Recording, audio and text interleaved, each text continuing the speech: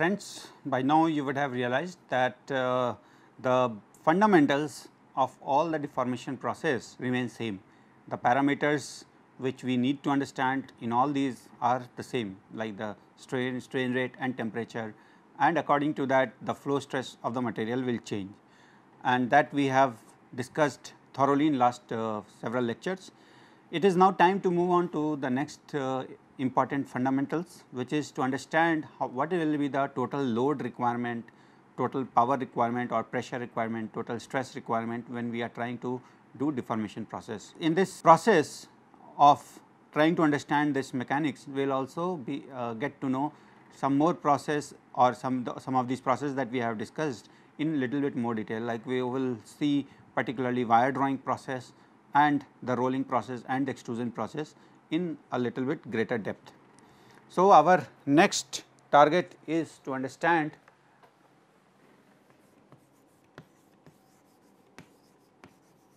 mechanics.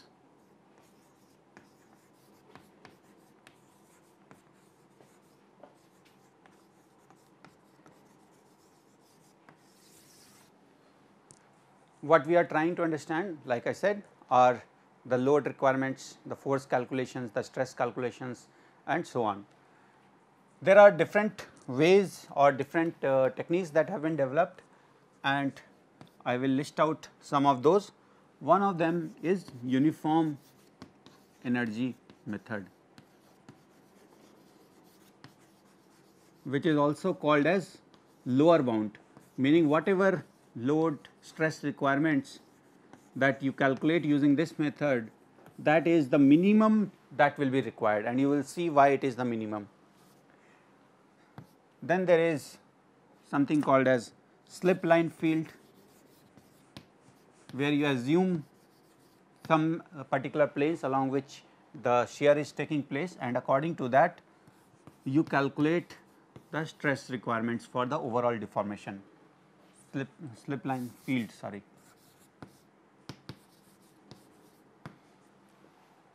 Then we have what is called as upper bound analysis. Though we will not prove, but as the name suggests, upper bound analysis puts the upper cap on that load requirement or the stress requirement.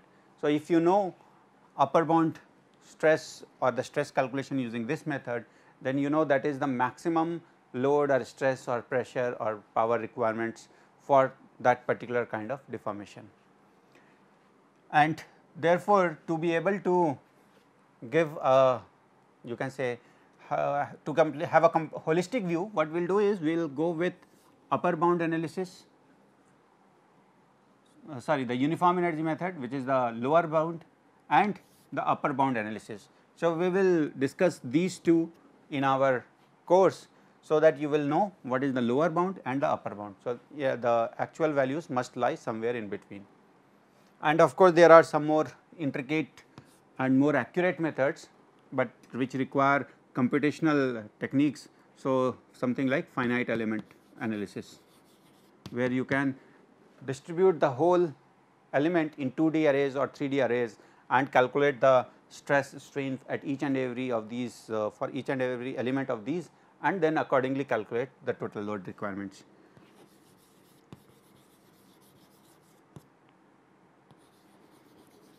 So, as the name suggests, this is more computational in nature, and the above three are analytical in nature.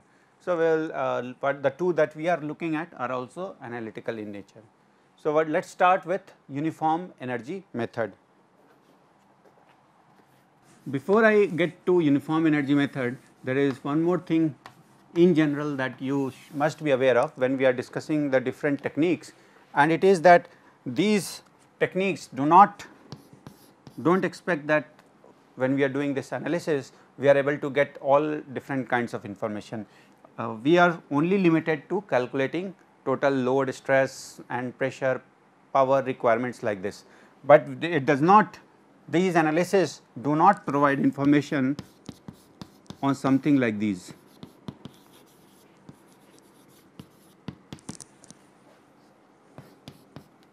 It does not tell you the mechanical properties of the material.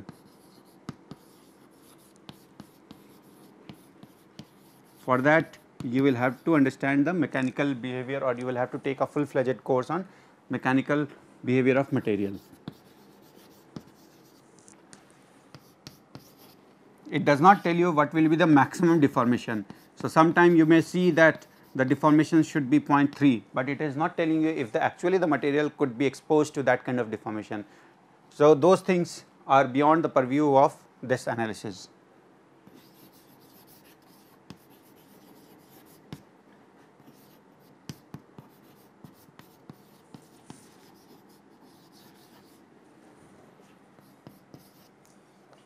Variation in frictional forces. So, there may be variation in the frictional forces, or sorry, not the frictional forces, but frictional effect.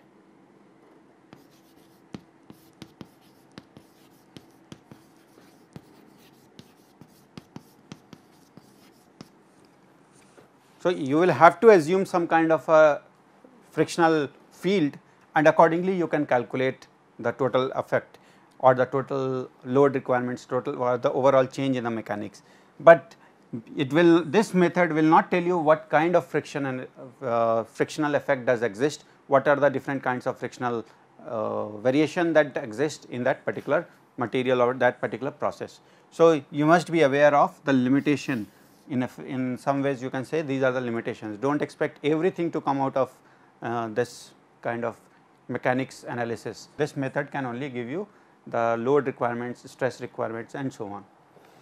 So, now coming back to our what we were discussing, what we wanted to discuss, which is uniform energy method, or also called as lower bound.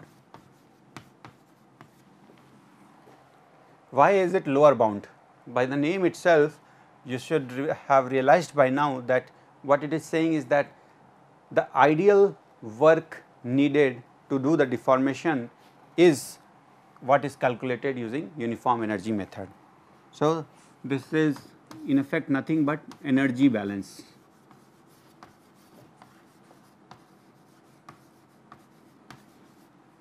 I will explain in a little bit more. External work that is done for the process is equated with ideal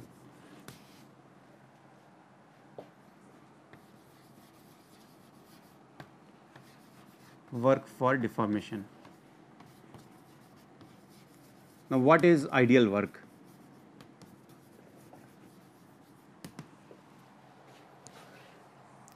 Let us say you have a bar like this, and I am just, for the sake of better visualization, I am dividing it into several grids. Now, let us say I want to deform it and make it thinner. So, when you make it thinner, it will also expand in one direction. So, let us assume it is two dimensional in nature, that is third dimension remains constant. So, after deformation, this is, so the 4 lines should remain 4 lines, and the 2 lines should remain 2 lines, only they are closer and the vertical lines are now further apart. So, this is the deformation that I want. So, this would be ideal work. However, in reality what happens is not always ideal in nature, and what you may get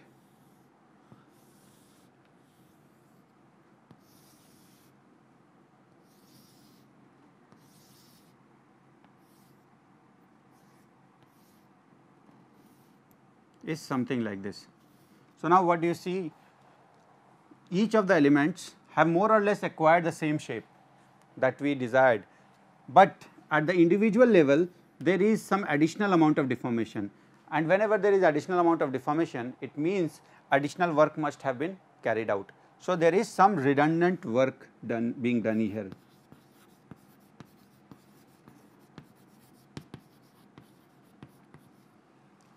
There is additional energy getting consumed in doing this additional deformation, which was not required.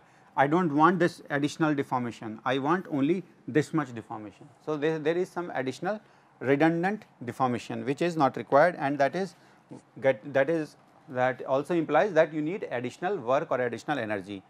That is one thing. Then there is also frictional work. Let us say that you put two dies on top and bottom to do the deformation.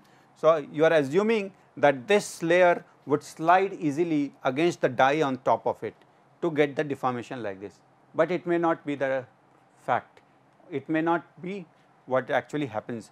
In reality, what will happen is that the surface of the workpiece will have to work against a frictional force of the die, and therefore, there is again some additional work required. So, there are these two main additional work required which increase the total amount of work required. So, if you were to put it, this is your Wi, which is ideal work, this is Wr redundant work, and this is Wf frictional work, and the actual work is the sum of all these three.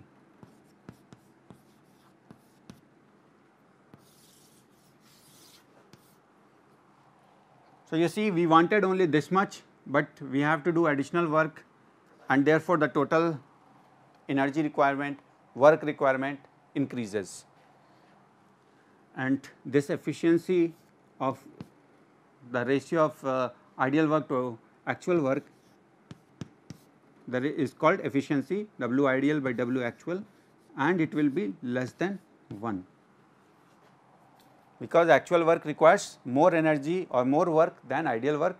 Therefore, Wi by Wa will always be less than 1, or I should say less than equal to 1. When will it be equal to 1? When Wr and Wf are 0. So, there is no redundant work, no frictional work. In that case, our ideal work would be same as actual work. So, this is important concept which will be utilized to calculate the stress requirements for uniform energy method. So, we are only devoting to the work ideal, that is how much would be the energy or the force requirement if nothing else was being done, if no redundant work was being done, if no frictional work was being done. So, let us look at one example, not example, but let us formulate a simple equation for this ideal work. Now, W ideal, as we said, it can be easily given by just the amount of work that is required for deformation. So, if the flow stress of the material is sigma, the actual deformation required is d epsilon bar, and you have to change the strain from 0 to epsilon bar. Then work, ideal work, which is work per unit volume. So, you should be aware of the unit, it is not the total work, but work per unit volume.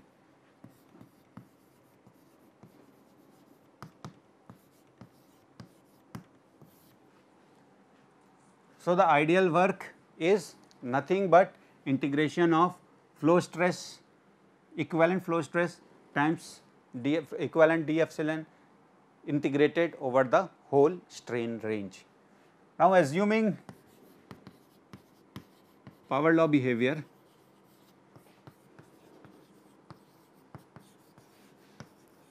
what is power law behavior? It was this kind of behavior. So, assuming that our material follows this kind of flow behavior. So, the flow stress is given by this equation where K and N are constant. We have already seen those equations earlier. Then what you need to do is just put it in here, and you would be able to show that ideal work is nothing but, it will boil down to this equation.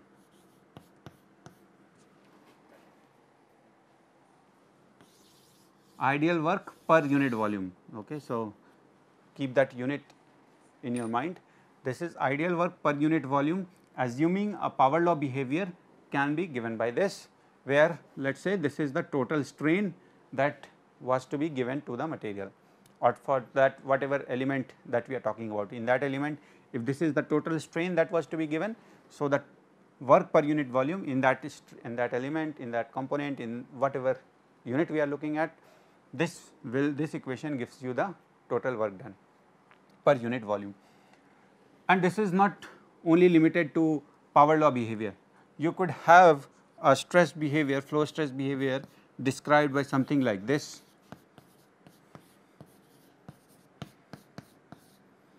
And in that case, what you would get,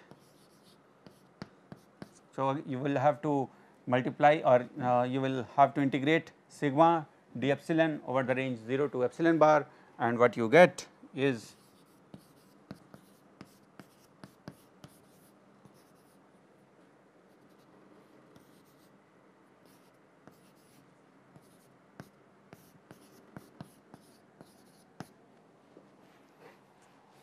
so the only point I am trying to make here is that do not take this equation as you can say hard and fast rule. It depends on what is the flow behavior. The fundamental equation is this: you have to integrate flow stress times d epsilon bar, and if the flow stress was given by this, you will come to the work per unit volume equation something like this. So, now it is time to solve a simple equation. Every time we have a equation, we move on to, we try to solve a equation or solve an example based on that. So, let us say a material strain hardening behavior is given by 250 epsilon bar to the power 0.25. So, K is 250 megapascal, as you would see I am writing the unit over here, and N is 0.25. So, this is the flow stress behavior that you are given, and it is said that in wire drawing operation,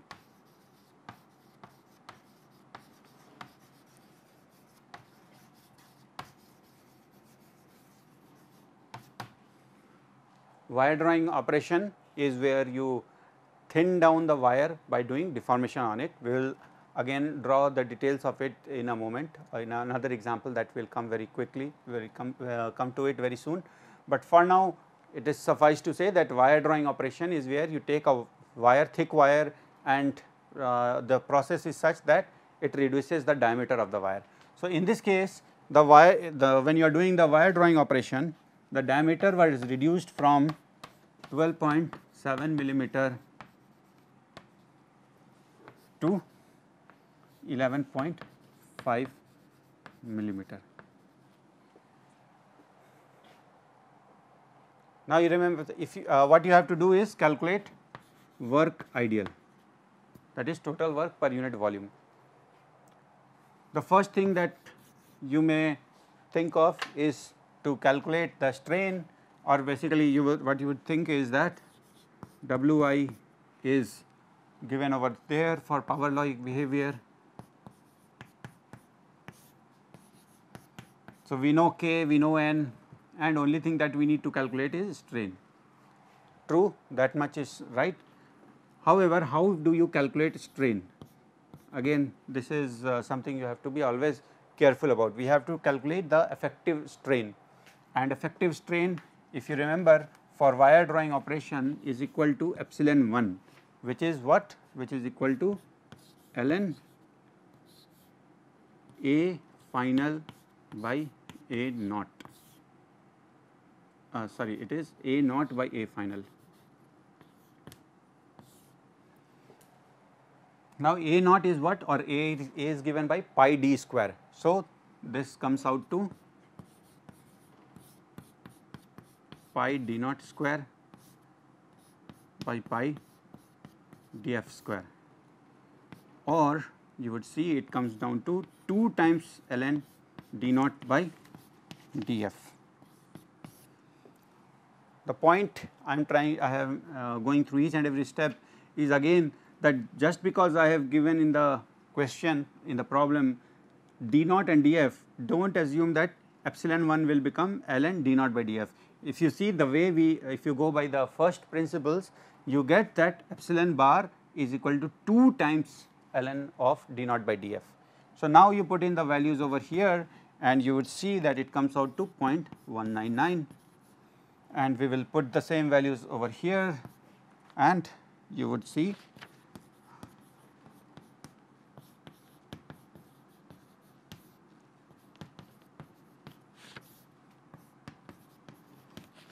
so it will come down to 26.5 megajoule per meter cube. So, that is the amount of work that is being done when you do a simple wire drawing operation on a material with this kind of flow behavior. So, this is the way to calculate the work ideal and to calculate the strain. So, you have to, again like I said, you have to be always careful in how you calculate strains. Next, what we will look at is to relate in extrusion or in wire drawing process the pressure that is required for extrusion or the stress that is required for wire drawing to the total or the ideal work that is required, that is needed. So, let me start with extrusion.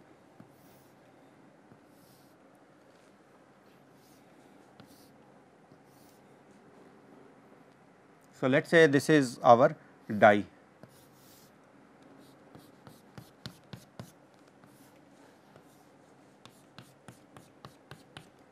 And this is the material that is being pushed through.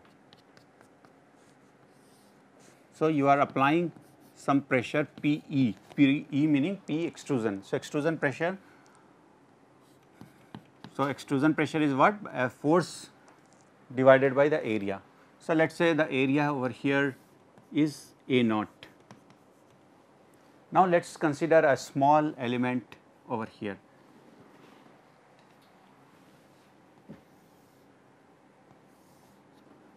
The length of this small element is delta L. How much force is being applied on this small element? It is Fe.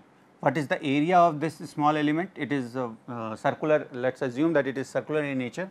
So, the area of this small element is cross sectional area is A naught, and if you now consider that you have moved from this region to this region. So, this is the actual work that you would have done. So, let us say whatever is the PE or Fe, that is the we are not relating it with any inherent property or inherent behavior. We are just saying that there is, you know, from somewhere there is some pressure or force that is being applied, and when you are applying that force you are doing some work. What is that work? You are moving this is very infinitesimally small element from this point to this point. So, there is work done. Now, if I want to calculate work done per unit volume, and this will be the actual work because I am relating it to the actual pressure or force required. So, the work done per unit volume will be total work by volume. Work is what? Force Fe times delta L, and volume is what? This is the area, cross sectional area, and this total work has been done in this overall volume. So, A times delta L, or work actual is nothing but Fe by A. Actually, this is A naught. So, this is A naught, and Fe by A naught is, we said it is PE. So, this is P extrusion. So, the actual work per unit volume is equal to the actual pressure that is being applied. Now, we know that WA is greater than equal to WI, therefore, PE is greater than equal to integral sigma bar d epsilon bar 0 to epsilon.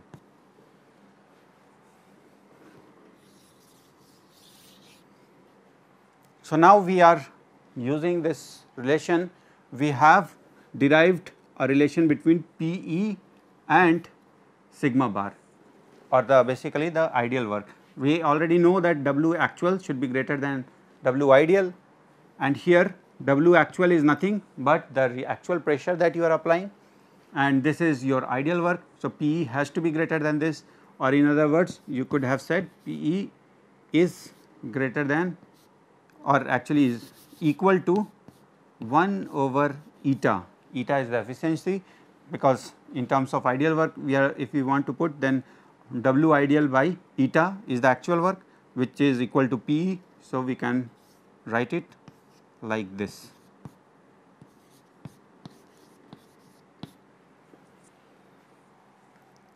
So, this is a very again important result.